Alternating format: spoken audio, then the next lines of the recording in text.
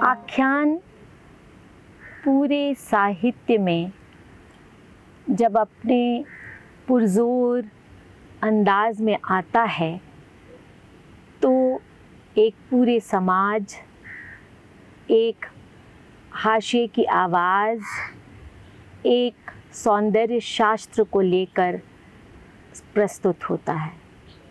ऐसे में आख्यान सिर्फ एक कहानी नहीं कह रहा होता है, वह अपने साथ मनुष्यों की आवाज़ों को अपने भीतर शामिल करता है, सीमाओं को रेखांकित करता है।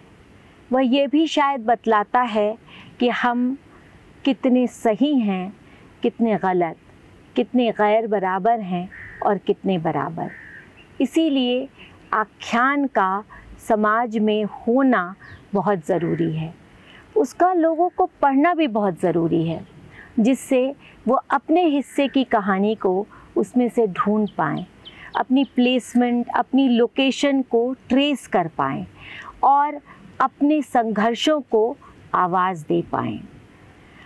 उपन्यास आख्यानात्मक हो सकते हैं या सिर्फ एक रेखीय प्रेम कथाएं हो सकती हैं उपन्यासों में, एक समय की बात हो सकती है। बहुत वैविध्य होता है उपन्यास में, कभी वो समय की बात करता है, कभी वो इतिहास में पीछे जाता है, कभी वो लौट कर भी आता है। लेकिन हमें ये तय करना होता है एक लेखक बतौर कि हम किस तरह का उपन्यास रचना चाहते हैं, कहाँ हमारी दृष्टि ठहरती है। उपन्यास आख्यानात्मक नहीं भी हो सकते हैं, ये ज़रूरी बात है समझने की।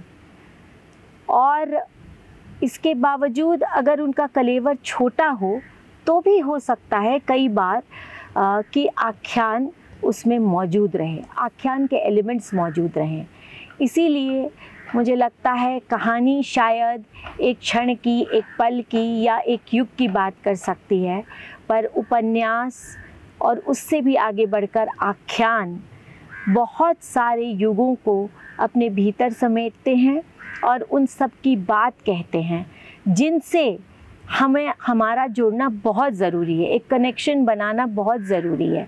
क्योंकि अगर हम उस कनेक्शन को नहीं बना पाते हैं, हम आगे से जड़ों से लेकर अभी तक की यात्रा को नहीं ट्रेस कर पाते हैं, तो हम अपनी सुखद बातों को तो भूल ही जाते हैं, हम अपनी दुखद यात्राओं का भी विस्मरण कर देते हैं, जिसका विस्मरण करना किसी भी सभ्यता के लिए उचित नहीं है।